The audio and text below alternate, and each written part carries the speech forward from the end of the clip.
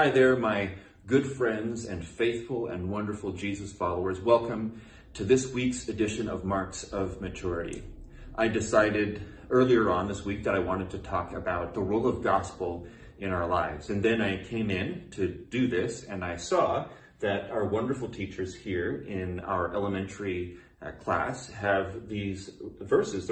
These ones are all from Romans, but they're all gospel verses. So I thought this is a great chance for me to take this video right here.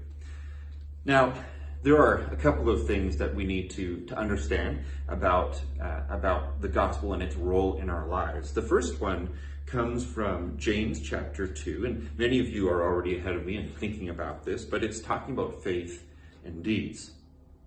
James writes this. This is chapter 2, verses 14 through 17. He says, "What good is it, my brothers and sisters, if someone claims to have faith but has no deeds? Can such faith save them? Suppose a brother or a sister is without clothes and daily food. If one of you says to them, 'Go in peace, keep warm and well fed,' but does nothing about their physical needs, what good is it?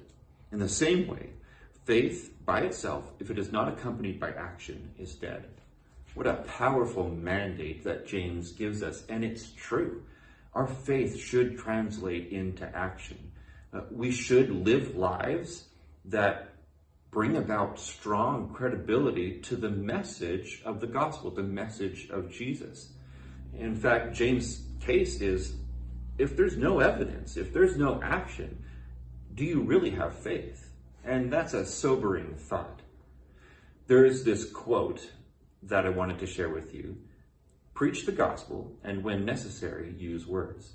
Now, that quote is often attributed to Francis of Assisi, but a couple of things. One, he probably never actually said that. And secondly, it's a little bit short-sighted. It's a little incomplete.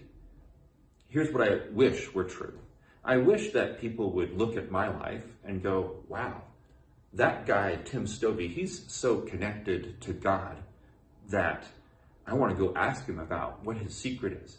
I want to go ask him about his connection to the Lord. I want, kind of the secret of life from him. I've got to be honest with you, that hasn't ever happened. At least not quite like that. But we wish that were true. We wish that we could just live lives that were so bold.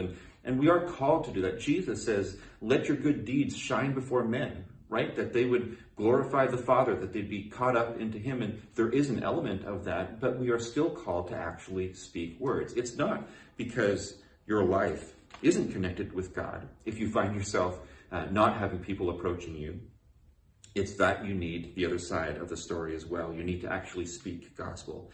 And Romans chapter 10, verses 14 and 15 says, "How then can they call on the one they have not believed in? And how can they believe in the one of whom they have not heard? And how can they hear without someone preaching to them? And how can anyone preach unless they are sent? As it is written, how beautiful are the feet of those who bring good news." I want to challenge you and encourage you to be people who live the gospel. Let your actions match your beliefs. Let your actions match your faith. But secondly, speak the gospel. Say the words of life. Tell your own story. Tell Christ's story.